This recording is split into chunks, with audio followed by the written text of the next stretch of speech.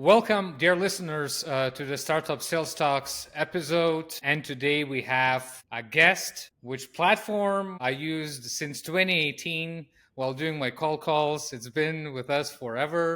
Probably every person in GTM space know what we're talking about. It's Lusha, and we have a co-founder CEO of Lusha, Yoni. So I'm honored to have you here at the podcast. And thanks for finding a time in your busy schedule. Thank you, Dom. Happy to be here. Looking forward to discuss. Okay, we have a lot of things to discuss. We know that Lusha became much more than the best place to get a direct dial, right, to call their prospect. So we're going to touch that. But before we jump into the Lusha things and the product, right, let's talk about you first of all, right? So you're running a Lusha for 8 years, but you didn't start as a sales guy, right? Based on your experience, right? Yeah. So how did you end up building Lusha for sales teams? So it's a great question. I started as a builder, as a developer, and I had an opportunity we found that there is a need in the market to people to connect with other people on the web. So we had a technology that helped us build a solution for that so that people can connect, business people can connect with other business people. And honestly, at the beginning, it was intended for recruiters. But very quickly, salespeople came to the service and found interest, and I found myself building a platform for salespeople. So I got to know sales and the needs of sales organization and the work of a RevOps and all this kind of stuff during the journey with Lusha, and I got in love with that. Okay. And by the way, out of curiosity, how many users do you have currently on Lusha? Well, we have tens of thousands of customers with more than 100K of users. It's a pretty wide service with different sizes of organizations as well. It can start from a very small business and individuals that buy them for themselves up to big companies, enterprise companies that buy the service for the whole sales organization. We're pretty diverse in that perspective, I think. Okay. And before the podcast, we talked that, 40%, right, of sellers won't survive the AI shift. And I see that Lusha understands the shift and you are making much bigger platform, right, to cover many different things in the selling process. When do you realize that and how you came up with that realization that okay, we need to go wider, we need to go with that wave and to kind of be ahead of the curve? Well, a few things. I think at the beginning when we started Lusha, the challenge was to connect with other people. And I think today we are in a world that basically you can connect anyone. You can use Lusha or any other platform. You can use LinkedIn. If you want to reach out to someone, you can do that today. But when everyone can connect everyone, the challenge is different now. The challenge is, okay, if I can connect anyone, who I need to start with right now, or who is the most relevant company that I need to start with right now. And the bigger your ICP, the bigger the challenge becomes, because you can connect any company, but most of them are not in the market right now. So then I think the data that is needed today to become a very successful sales organization, well, connect details is the bread and butter. You must have it accurate. Otherwise, you waste your time. But in order to become really great, you need to have signals and alerts that can help you understand who you need to start contacting right now. So we realized that shift a few years ago when we started to invest a lot in signals and alerts and all those kind of intent data points. And I think that what we're seeing right now with AI is taking it and accelerating that. Because if few years ago, a sales rep is kind of a full stack. He needs to be very good in front of humans and being good in conversations. And he also needs to be very good with the keyboard and the computer so he can do prospecting fast, he can search fast, he can prepare himself fast to conversation, he can insert information to the CRM very quickly. But what happened right now with AI is that it starts to take all those admin tasks, all the things that are in between conversations. So I see a future where eventually you will might have less salespeople in the world. There's still going to be a lot of them because it's necessary to build trust, but there might be less. And each one of them will have 2 to 5x capacity, or will be able to sell 2 to 5x, because you're going to save time from your admin tasks and you're going to get the better leads first because they are prioritized first. And so it's going to be a much different sales world in our perspective, and also much, I think, much fun. Like, people will love the work more than ever before because it's just going to engage with other people, and it's great. Yeah, exactly. It's just the way I look at that is that imagine like salespeople having like a Iron Man's suit. Yeah. Yeah, they're able to like jump higher, run faster, kind of have more real conversations instead of filling up the CRM.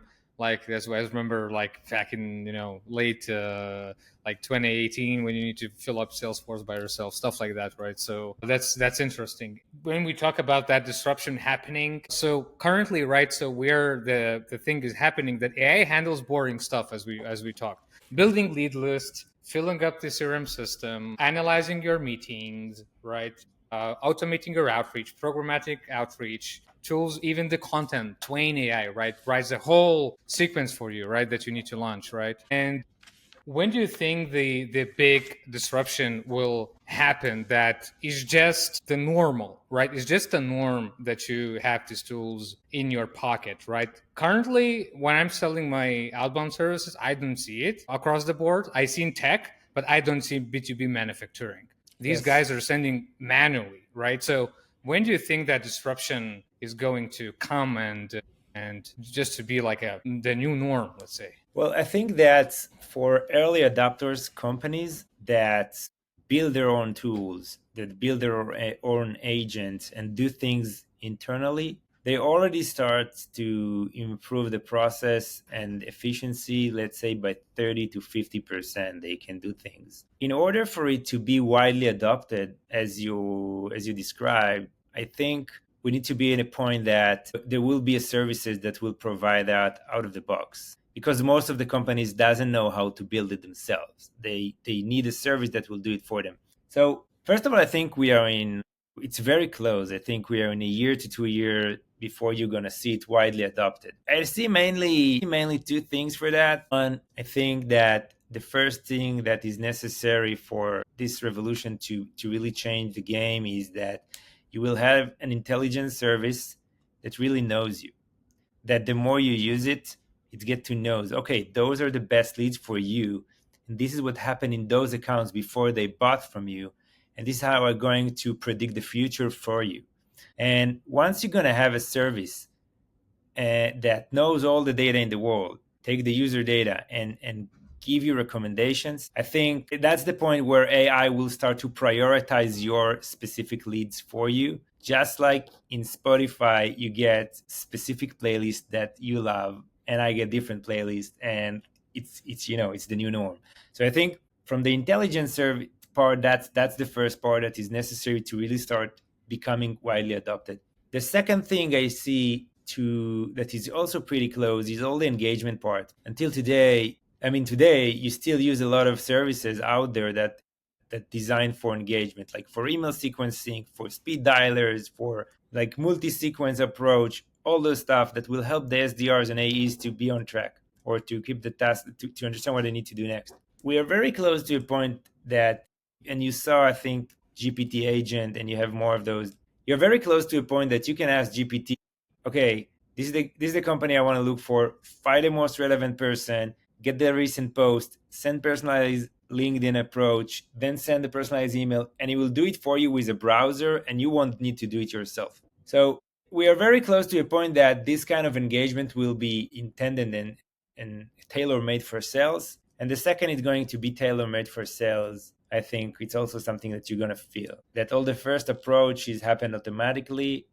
and the intelligence is a system that knows you.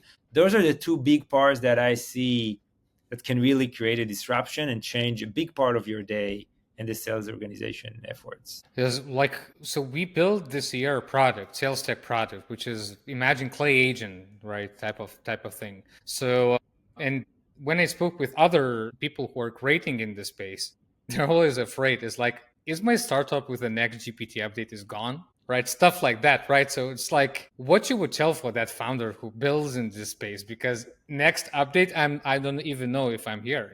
First of all, it's a tough period. I mean, for one part, it's tough because ChatGPT disrupts a lot of companies, even big companies. So I think it's challenge. but from the other side, there is a lot of opportunity. When I think that every founder today need to think if he is building something that is defensible. And defensibility can be from several parts. It can be that you have unique data that others doesn't have. It can be that you're building unique brand. You have like a ton of voice and awareness that nobody has this view. And it can be also that, well, GPT is a very generic service, but you can build a vertical solution with a very like tailor-made approach for a specific segment, like a niche, but you're going to be the best in this niche. So nobody going to be best in this niche because it's niche. And so I think you need to find a place that if you're going to do it great, it won't be easily copied by GPT. And of course, there is no guarantee for nothing, but you need to have those answers for yourself so that you won't be confused, and you will have the inner belief that what you're doing is unique or it's special. You understand what I mean? Yeah, yeah. And in terms of like tools, right? So it's became so easy to create tools, right? We use Base 44. I mean, probably know Maor, like Yeah. he's living in the same city, right? We discovered Base 44 early on, right? And we built our project management tool inside our agency with Base 44. It was never been easier to create products, right? But on the other hand, there's so many products for me as a sales guy, it's crazy. I have FOMO all the time, and I'm hearing people asking me all the time, Dom, what I should use. I have like 5 note takers. I have like 4 outreach systems. I have this for data. And like I'm always thinking what to tell, and I'm always like trying to at least to recommend what I use. Right? What you would answer in that case, like what is your recommendation or suggestion in terms of how you should choose your sales tech stack these days when there's so many out there, and there's every day there's new popping up right in the market. Yeah, it's a great question as well. First of all, it's a real challenge today because there is a lot of technologies and services that you need to juggle between each one of them. I always think that the data is the solution. Why do you jump between services? Because you mainly want to take information from here and match it for the information from the CRM and find the LinkedIn something and then reach out. Like you are switching tools to match data. So if you are investing in RevOps team early on, and this RevOps job is to take all the data sources, try to match them, try to create a clear prioritized list so that at the end of the day, the sales rep work on this list in that order, or you create automation in that order. I think you're reducing a lot of the tab switching work that happens today. And I think today it's still there is no service today that does it for you out of the box yet. But if you invest in RevOps, he can do it tailor made for you. In general, I think RevOps become more and more the center of the sales that can really make the difference. And if in the past you didn't hire the first person or the second person to be a RevOps, I think we are today in a world that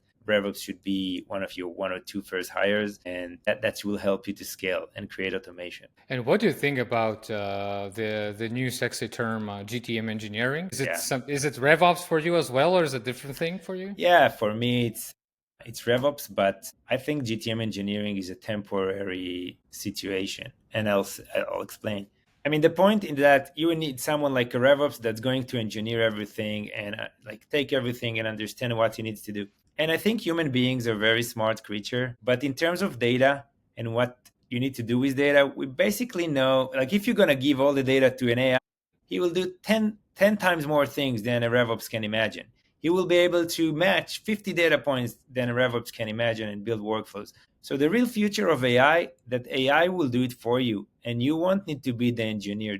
The AI will learn you, and it will tell you what to do. Think about it even in developers. AI reduces the need of engineers in a way, like it helps engineers and make their life simpler. You still need architects in a way, but I think that the GTM engineer is very necessary today because it's still kind of a manual work to build those workflows. I think that the real revolution of AI will know you and will help you and tell you what you need to do because he saw everything. He saw all the data in the world.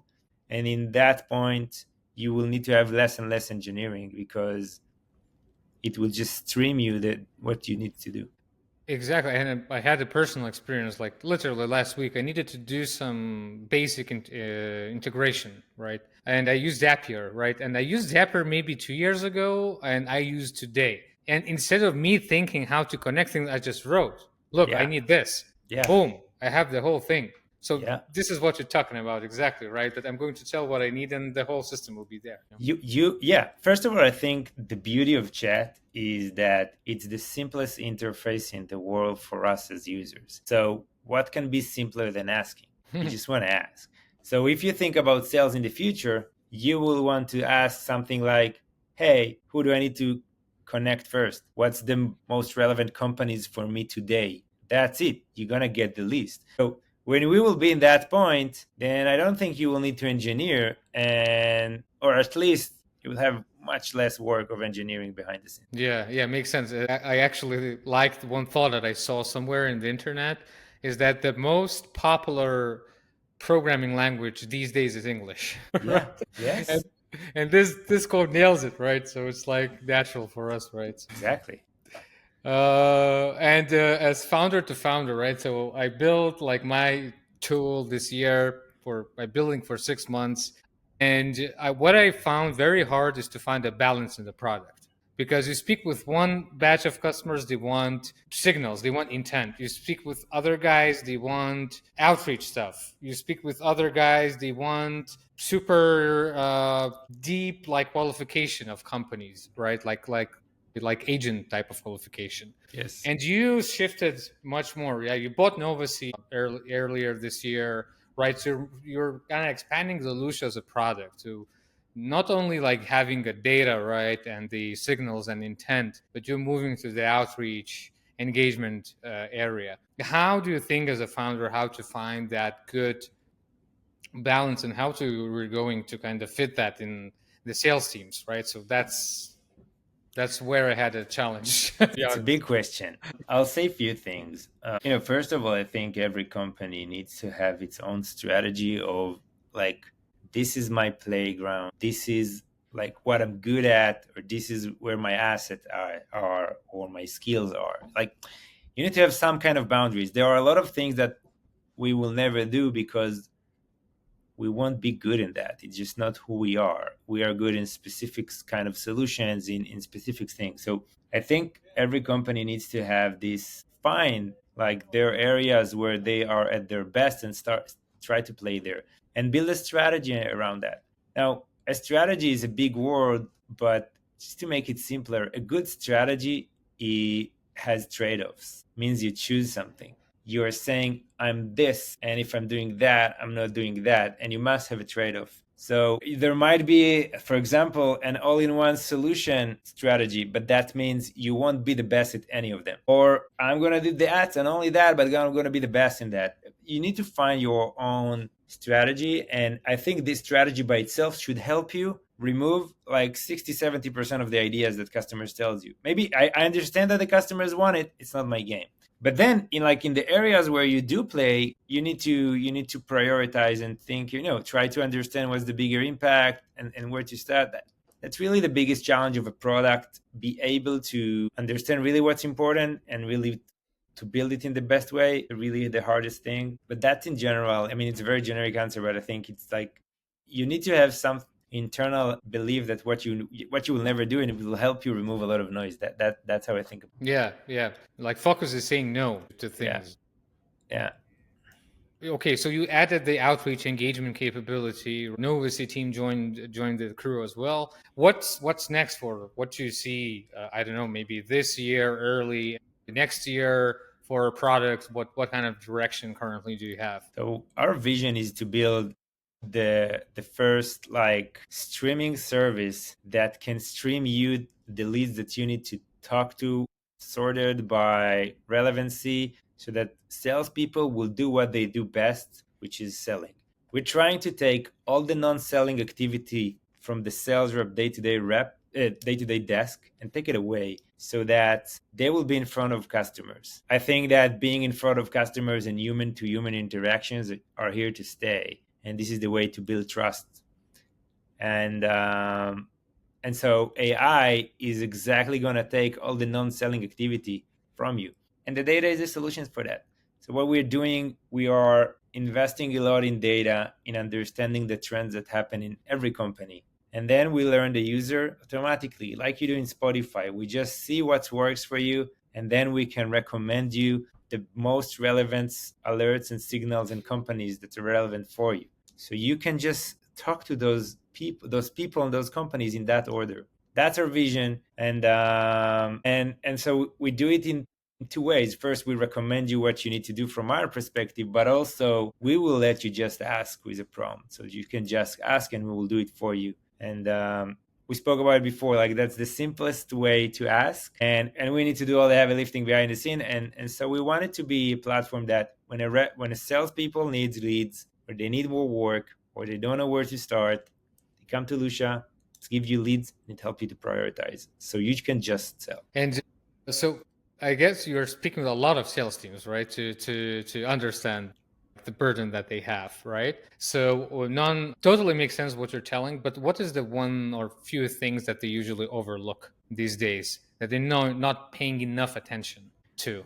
Like teams are not paying enough attention. Yeah, sales team specifically. Yeah. I think that the capabilities today are really amazing already. And I think not enough teams are investing enough efforts in RevOps and AI tools and continue to work in the old way. Now, I think that happens to a lot of industries, by the way, not just like a lot of industries, a lot of departments, not just sales. But in general, what I think is that this revolution is so big and so fast. And it's not just going to happen like that. You need to learn and you need to add technology and you need to change people behavior, and it's an iterative process that takes time, and you better start it today, even if it's hard or even if it's like not fully baked, because you have to learn and you need to be in action, in like you need to move. Otherwise, if you wait for it to be perfect, it will never be perfect. And I think it's going to be a point that once you start accelerating, others are running already, and it's going to be very hard to catch up. So I think not enough people understand